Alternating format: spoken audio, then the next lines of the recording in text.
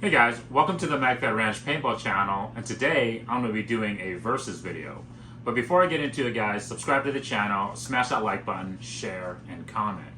Okay guys, I'm excited to do this versus video today because the topic of today's video is if you are developing a loadout for your fire team, which marker and which platform and I guess which builds would you choose for your fire team? Okay, guys. So real quick, let's go over what the fire team is. It's based upon obviously military fire teams. So it's a team of four people, right? So typically it's three members and then one team leader, and so it's just a group of four people. Okay, and so if you were your team leader, if you were the team armorer, what platform, whether that's the T15 or the Vulcan M17 and builds, which one would you choose for your fire team? Okay guys, so the reason for this I'm kind of excited is because back in the day guys, when I was still playing heavily with my team, we had a team of 8 people, but obviously 2 4-man teams, right? It was my job as the team leader and then also the team armorer to kind of figure out which markers we were going to use, and then also how we were going to obviously use them, modify them, and of course, get the performance that we needed as a team to obviously dominate, to perform better on the field, right, guys? Because yes, Magfed paintball is fun, guys, but it's about competition, right? It's about winning out there, and you want to give your team the best chance of winning. Doesn't matter if we're playing against speedball, pump, or if we're obviously playing at a Magfed event. You want to equip your team with the best chances, right? The best markers, the best loadout, best equipment to win. Okay, and so that's kind of today's topic, guys. If in this current time right now with the markers that are available, but specifically the T15 and M17 that I have here on the table for you guys, what would be my recommendations for my fire team's loadout? Okay, guys. And so, looking at a fire team of 4 people, there's going to be obviously some topics we want to discuss. Okay, price is definitely one of them, guys. Right, cost is going to be definitely a significant factor when you're looking to obviously spend money on how much budget you have for your team. In that particular metric, the M17 is definitely going to be the dollar amount winner, right? Because the M17 is going to start out about $200 more. Less than the T15. So if you're buying 4 markers for your team, that's $800 that you're going to be saving off of the really right off the bat, right? That you could be spending towards more magazines, first strike rounds to train for your team, goggles, anything else your team needs, maybe spare parts, barrels, optics, right? You can use that $800 extra to be able to modify and give your team equipment that you might need. Okay, so in terms of cost, the M17 is definitely the clear winner.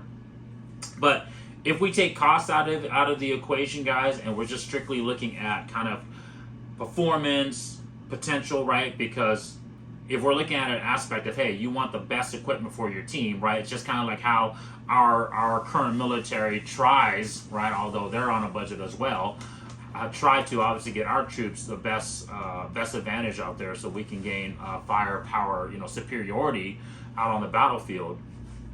What would you use? Okay, so I would say, some of the metrics that I would want to look at is, first off, the type of games that we're going to play on a normal basis. Okay, so if you're a 4-man team that's traveling around, you're playing at local fields, of course, as well too, to get some training, to get some practice in. Especially since we're so limited on Magfed gameplay in different areas, right? Like for example, here in Washington, yes, there are local Magfed events, but it's nothing like as big as in California or in Florida. Certain other states have way more Magfed events. You're gonna have to play against speedballers, maybe just a walk-on gameplay. And so you want to be able to equip your team with at least a decent advantage, so that way you can practice, okay? And of course, hopefully that equipment can translate out there when you go to a normal, obviously not a normal, but an all Magfed event, okay? And so some of the metrics I would like to use, of course, number one off the bat is reliability. Okay, so let's talk about reliability real quick. I've talked about this on a lot of my other videos, guys. I've had a versus video as well too, comparing the T15 to the M17, so go check out that video. But reliability wise now, I would say both markers are very equal in terms of reliabilities, but each platform has its own little separate quirks that you as the armorer, the one that's tinkering with the markers, building them, maintaining them for your team, you need to be aware of, right? The T15, super reliable, mechanical, right? But it does have its little quirks, like making sure that the O-rings inside the receiver is seated properly. Make sure that you're cleaning the markers. Both marker systems are going to require that you want to make sure that the markers are as clean as possible, because any dirt, any debris, any paint, any FSR shells is going to obviously can cause jams or potential flips. So of course cleaning is a prerequisite. But in terms of just kind of like your overall maintenance, the T15 does have a little bit more maintenance on a day-to-day basis or on a game-to-game play basis versus the M17.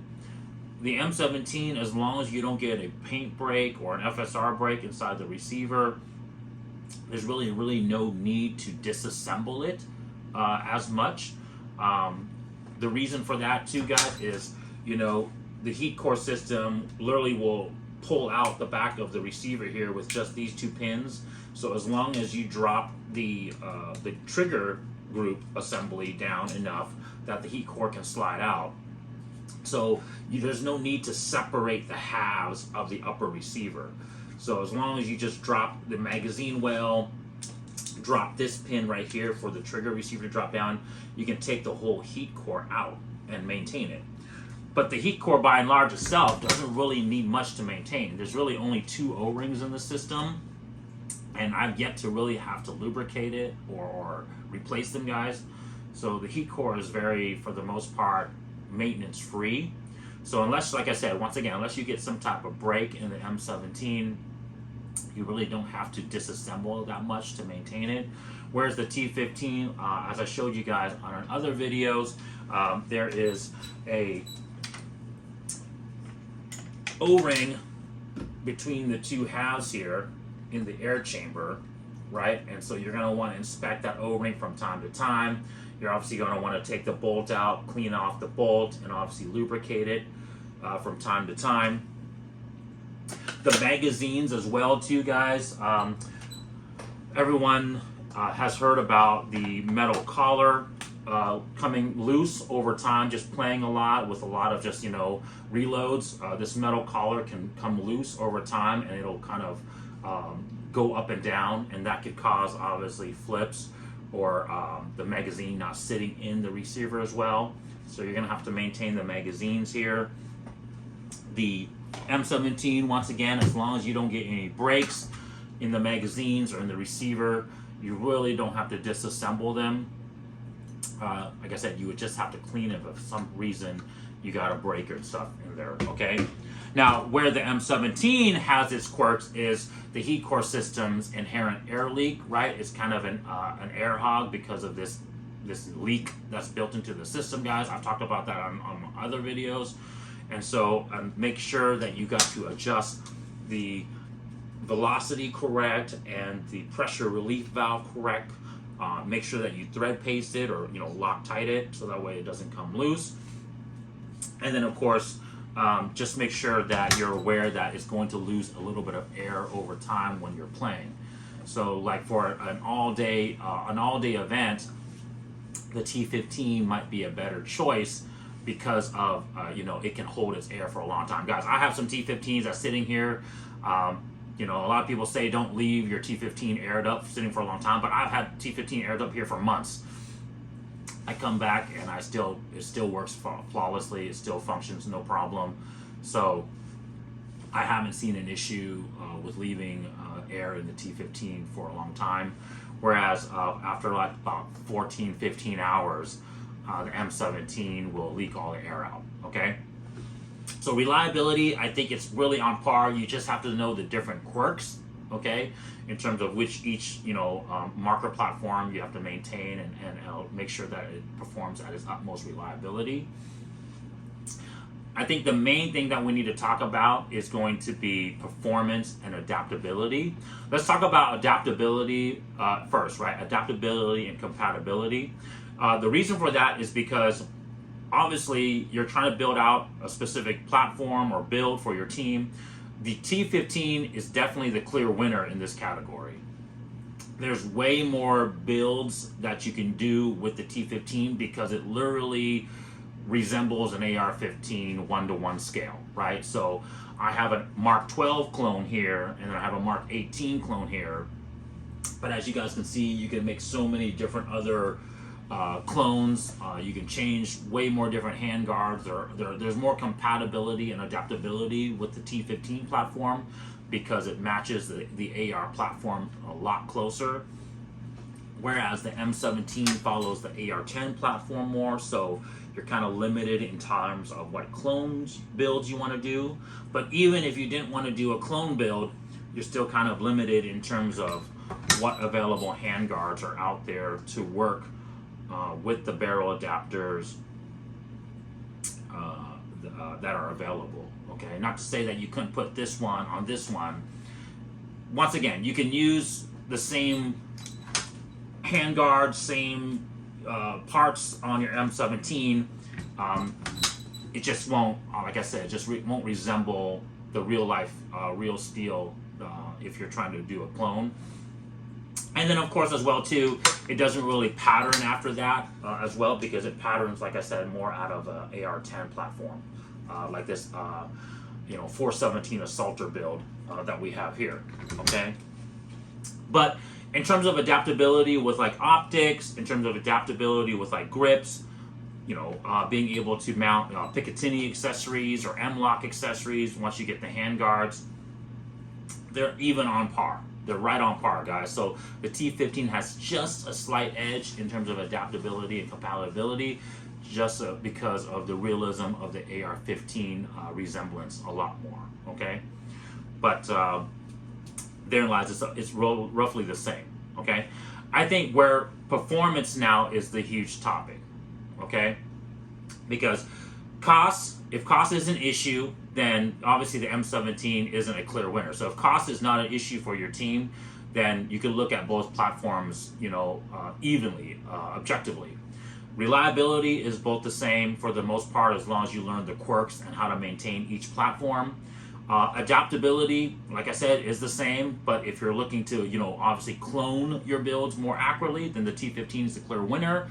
But in terms of being able to be adaptable to accept other different accessories, they're really very similar. Performance is now where the main topic where you're gonna have to make a decision, as the team leader or as the armor, or like I said, as a team, talk about it. And as far as what you want to equip your team with, so that way you guys have the best performance possible. And this is kind of where there's going to be pros and cons to each platform that you're going to have to decide which metrics are more important for you, okay? For example, let's talk about weight first, okay? Because the T15 follows the AR-15 platform more closely and the M17 follows the AR-10 platform more closely, the T15 is going to be slightly lighter if you do a apples to apples type of build. Meaning, if you do a short barrel build like this MR18 that we have right here with the T15, or if let's say you did like an assaulter short barrel build here, like with this 417 assaulter, even if I used a 10-inch barrel here, matching this 10-inch barrel on the MR18, because this marker is just bigger, so there's more material, and then of course because the heat core, it's actually a pretty heavy system because it's all this one metal housed unit, the M17 is just slightly heavier You know, now we're talking ounces, guys, right? But like I said, ounces add to pounds, pounds equal pain, right? There's a saying that our military guys use for that. And so when you're trying to save ounces at this point, the T15 is going to be the slight edge winner. Okay. Now, don't get me wrong. You could, build like 8-inch builds, right? 6-inch builds. They have 6-inch hammerhead barrels out there. Shoot, they even have like 3-inch hammerhead barrels. But obviously, with the shorter barrels, you're going to sacrifice performance. But at the same time, like I said, even if we use a 6-inch barrel on the M17, and then we use a 6-inch barrel like I have here with the Honey Badger marker, the T15 is still going to be slightly lighter. Okay, like I said, just by a few ounces. Okay, so if weight is a huge concern, and let's say you wanted to, equip your team with like assaulter builds, right? Mark 18 type of builds, and everyone just has like a shorty marker, the T15 I think would be your better choice. But if now when we move away from weight, if we're talking about FSR, just strictly performance, right, in terms of distance, capability, accuracy, the M17 is going to have a slight advantage here, okay, because of the consistency of the heat core system. The FPS from shot to shot, right, is going to have a little bit less variance than the T15. T15s, you guys have seen in some of my shooting videos, the variance can sometimes get up to about a plus or minus 8. Sometimes even a plus or minus 10, depending on, how broken in the T15 is. But, like I said, on average, is about a 6 to 8 FPS variation that we've seen with the T15. Whereas the M17, you're looking closer to like a 3 to 5 variance, right? So 3 to 5 FPS variance. And so what that's going to do is obviously that's going to affect the elevation grouping at the further distances.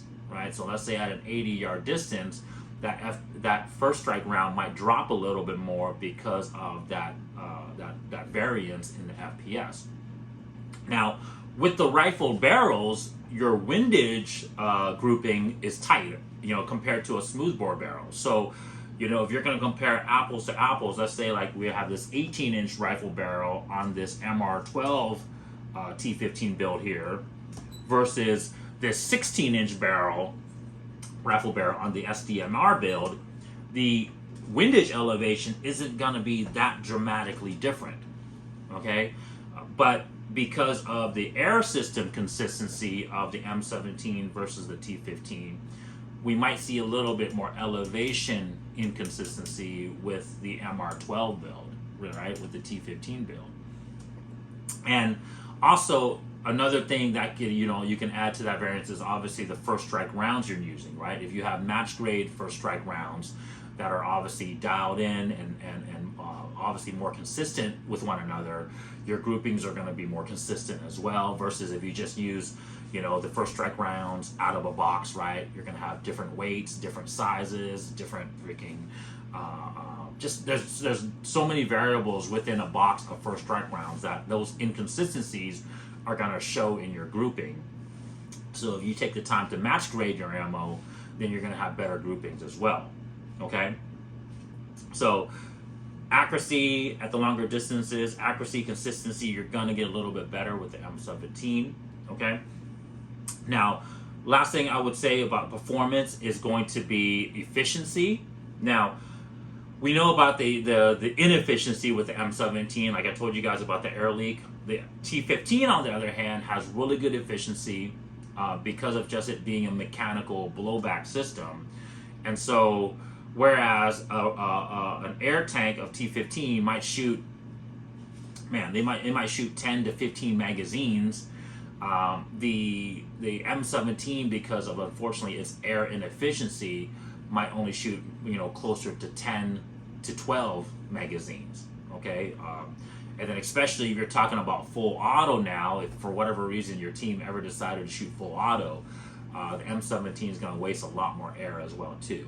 Okay, the T15 is going to waste a lot of air in full auto as well, but it's not going to be as much so as the M17. Okay, guys, and so if you were planning for like a short round of gameplay, let's say an elimination or like a capture the flag style gameplay, the M17's error and efficiency might not be an issue. But if we're talking about an all-day scenario, right, where you're out in the field maybe hours at a time completing these objectives, completing these missions, and you don't have time, to go back out and re-air the tank, refill the tank, and obviously reload, and those type of things, the T-15 might be a better platform because it can maintain its air charge over a longer period of time. Okay. But once again, it's just slight differences because the M17 still takes, like I said, about 15 hours before it loses all of its air. Okay. So one last thing in terms of performance is the trigger press. I've talked about this on another video, guys, but the T-15 does have a slight edge in the trigger press. It just has a more very similar to what a real steel mil-spec trigger is on a real AR-15. So it's a little bit easier to kind of figure out and time to get accurate trigger presses with. The M17 just has like a really stiff and just a single, it just literally, there's no take up, it literally just breaks. It's a little bit harder to kind of get the trigger press off the bat. Okay, so now with all those variables out of the way, which marker would I choose if I was going to be equipping my team with a loadout for certain things? Okay, guys, and one of the huge benefits of doing this before I make my decision, or I guess I give you guys kind of my recommendations, choices, is compatibility within the team, right? If you guys are using all the same markers, that means the handguards are going to work, right? The grips are going to work. All the stuff can be interchangeable. The barrel setups will work, right? So that way you can change from barrel to barrel. And then, of course, obviously the main important thing is the magazines are interchangeable. So let's say you have, 4 T-15s and each one of your team members has 4 magazines. You can switch magazines back and forth. Let's say one of your teammates run out of ammo. We've done this before back in the day when we were playing, when we were all rocking 4.68s, and then even when we switched to our Milsig Paradigm Pros, we were able to exchange magazines out in the field, so that way our team, teammates wouldn't run out of ammo, which is super important, I think. And then just because the accessories were the same, the basic operations of the marker were same, all the training was the same, right? So if let's say we had to hand off a marker to another teammate to play, not to say that the T-15 and M17 are so different from one another, right? They both use AR-15 selector switches, but the magazine release from the paddle here versus the AR-15 mag release, everyone's kind of trained on the same system of operation, okay? So there's that benefit of just kind of using all the same platforms. As you guys can see, that's what our military does too, right? That's the reason why our military kind of uses the same platform to equip all their soldiers, okay? And so having that compatibility from one another is I think very important, okay?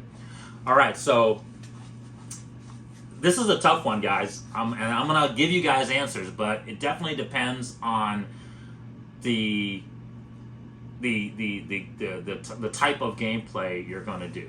Okay, if I was gonna build up a loadout for my team, and it was just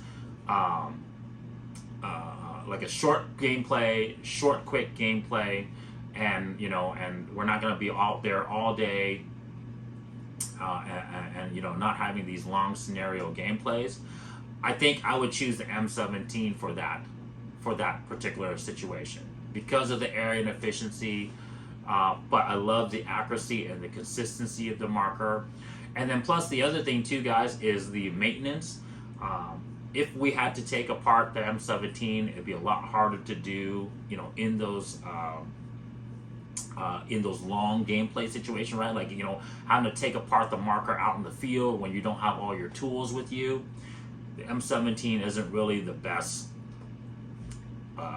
platform for that. The T15 would be a lot easier to kind of service out in the field if you just kind of bought like just a very basic toolkit with you, to service and clean your marker out in the field.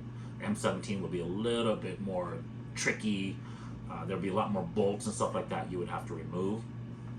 So as much as I love the M17's accuracy, performance, consistency, guys, for example, this SDMR is one of my favorite markers. Honestly, if I was, playing full time again, this would probably want to be one of my go-to markers that I would play with all the time.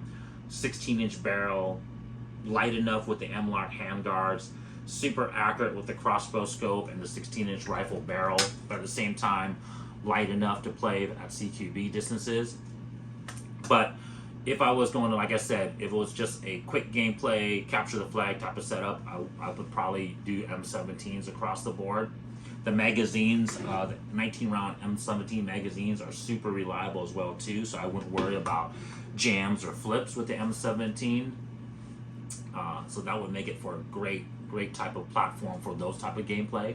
Now, however, if it was a long extended, going out to an all-day Magfed event, right, where you guys are going to be playing a lot and there might not be a lot of time to, re-air, might not be a lot of time to just kind of like service your marker, right? You need to be able to service that on the field or in between objectives fast and easily.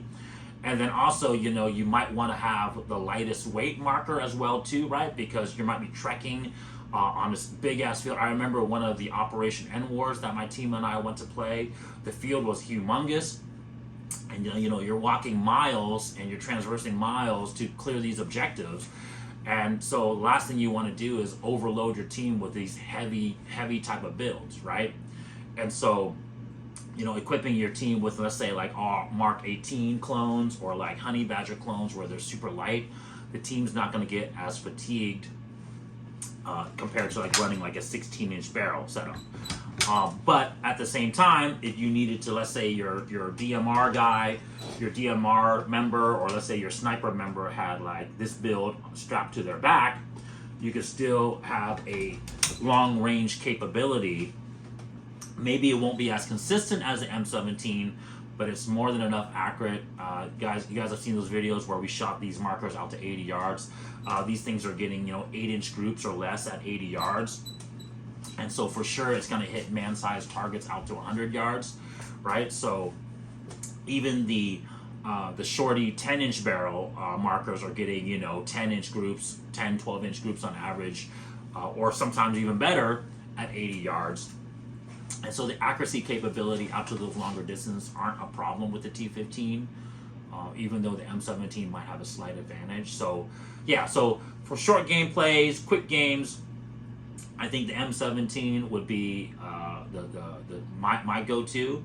If for a longer gameplay, more Magfed specific events, maybe where like we're concerned with maintenance, having to go out there and maintain your markers. And then, of course, the air system, not leaking air through that long day of gameplay. The T15 would be my choice. Now, last quick before I end this video, guys. Obviously, if your team had more of a budget than just 4 markers, then this is kind of where I would obviously equip our armory with other markers, right? So maybe on every given day, we play with like an MR18 build for its lightweight capability and maneuverability. But maybe in our armory, we would have an MR12, or let's say an SDMR, or maybe like the M110, SAS, right, semi-automatic sniper marker. So just that way you can have a sniper capability if we ever needed to, and then you can pull that from your armory. So that way you can clear different objectives, or obviously, fulfill different roles if you need to.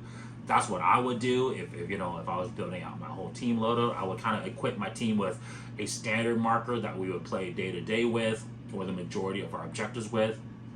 And then for those specialized roles like our DMM or our sniper, we would get specific builds for that. And then, like I said, let's say we were playing like a CQB event where we know it's going to be just like indoors, close range combat. I would build like a Honey Badger setup. If obviously the Mark 18s would work totally fine, but if we wanted even something more compact, maybe something cool event where like you're driving in a vehicle and you have to shoot from a vehicle or hop out from a vehicle. Having a very compact weapon like the Honey Badger or like some type of LVAW marker clone would be super cool and super ideal. But hey guys, what are your thoughts? If you're the team leaders out there, right, armorers out there for your team, what would be your choice of your marker for your teams? Love to hear that in the comment. Guys, if you guys like this video, subscribe to the channel, smash that like button. Check you guys next time. Peace.